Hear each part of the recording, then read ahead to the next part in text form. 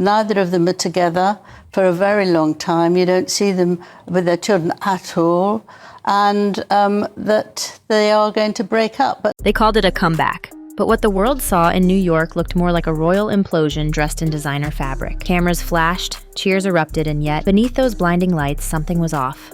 Palpably off. Harry's face said it before his words did. This wasn't love. This was damage control. Meghan smiled, the kind of smile that hides a storm, soaking in every ounce of attention as if it were oxygen. The humanitarians of the year were supposed to radiate unity, but insiders whispered that the couple arrived together and left in silence. Every movement, every glance, felt rehearsed, strained, mechanical. The tabloids didn't need to exaggerate. The footage spoke for itself. Tonight wasn't a celebration. It was a public fracture wrapped in couture.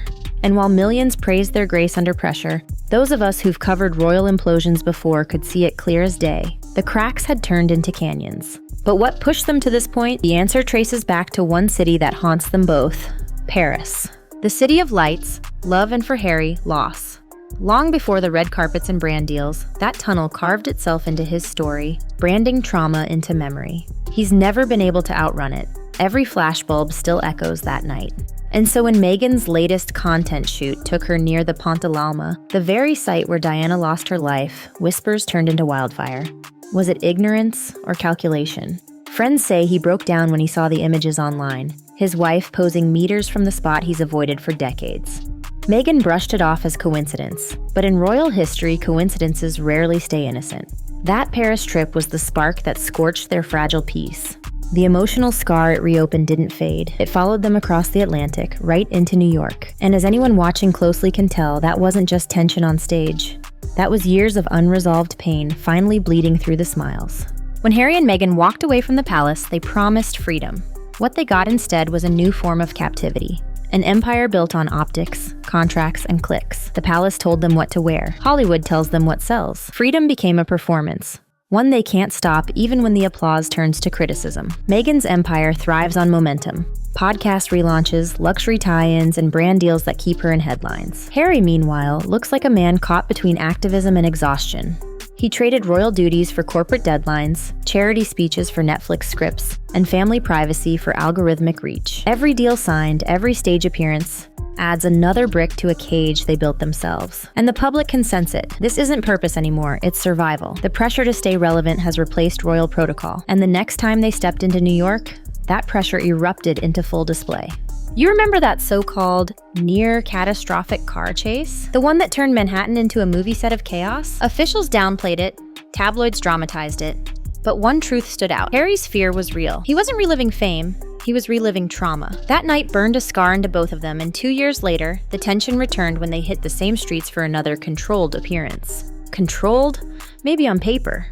But the footage from this year's gala told another story. Meghan moved like a seasoned star, greeting flashes like old friends. Harry moved like a man counting exits. The crowd cheered, oblivious. But to anyone paying attention, this wasn't partnership. It was performance. What was meant to be a showcase of advocacy turned into a masterclass in discomfort. You could almost hear the unsaid words behind those polite smiles. The truth? The show must go on. But not every actor believes in the script. Then came the speeches. The part meant to reclaim the narrative. Harry took the mic first, fiery and unfiltered, warning about AI, children's safety, and the dark side of digital fame. Meghan followed with a polished delivery about parenting and purpose, her voice steady, her posture perfect. But while he spoke from scars, she spoke from strategy. And that contrast was impossible to ignore. The audience clapped, influencers live tweeted, and the internet tore it apart within minutes. Some praised the passion, others mocked the performance. Humanitarians are headliners, one post read. More sparkle than substance, another said. The irony was brutal. The night meant to spotlight mental health turned into another mental minefield. It was the same cycle again. Message, meme, meltdown, and as always, they powered through. But for every critic calling it staged, there's a truth Harry can't escape. Every cause they champion now doubles as a content campaign. And in every corner of this glittering chaos, one shadow keeps reappearing: Marcus Anderson. The name you won't hear on stage but see in every timeline of Meghan's life. The Soho House insider turned quiet strategist. Always at the right table, the right city, the right moment. He's not the villain the gossip blogs make him out to be, but he's not irrelevant either. Sources close to the couple say Marcus has become Meghan's steady, her fixer, her sounding board. The problem? He's also become a symbol, the third presence in every photo, every trip, every whisper. Harry's no fool. He sees it, feels it, probably resents it. A friend once described it best. There are 3 people in that marriage, and only one looks happy. Whether that's fair or not doesn't matter. Perception is reality. And Marcus's constant proximity has turned into the internet's favorite subplot. A friend turned lightning rod, and maybe the quiet wedge that deepened an already visible divide. Back home in Montecito, the fairy tale looks perfect from a drone shot. Mansions, ocean air, and morning lattes by the garden. But insiders paint a different picture. Separate schedules, separate routines, and an emotional gap wider than the Pacific. Meghan runs a machine, planning deals, hosting dinners, plotting her next brand move. Harry retreats to quiet corners, trying to rediscover purpose beyond performance. What was meant to be peace has become a PR war zone. And while staff call it creative space, sources say it's distance, plain and simple. He's tired of being a supporting role in his own story. She's too busy keeping the empire afloat to slow down. And when they finally appear together, it's not intimacy, it's choreography. Every step rehearsed, every smile strategic. Freedom was supposed to mean choice, but in Montecito it's starting to look like obligation. And that's a reality even they can't filter. So where does the royal rebellion go from here? The brand is thriving, the bond is fracturing, and the world can't look away. Meghan's new podcast deal keeps her voice alive. Harry's advocacy keeps him visible. But between the headlines, the applause, and the endless speculation, there's a question neither of them can outrun. Are they partners or co-founders of a collapsing brand? The truth is, both are trapped in the same golden cage.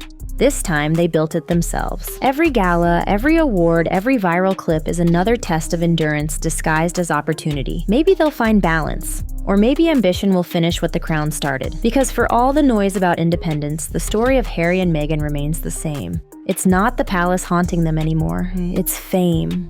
And as the cameras fade, one thing's certain. In this empire of mirrors, one wrong reflection could shatter everything. And if you think this saga ends here, think again. Because every move they make, every appearance they attend, and every word they speak only raises more questions. And trust me, the world is listening. Are Harry and Meghan rewriting the rulebook of modern royalty? Or losing themselves in the very spotlight they tried to escape? Is this love under fire? Or a brand stretched to its breaking point? The cracks are widening, the pressure is building, and the next chapter isn't just coming, it's already unfolding behind the scenes. So stay locked in, because we'll be right here when the truth finally breaks the surface, and the royal facade can no longer hide what's really going on. The cameras are still rolling, and the drama is far from over.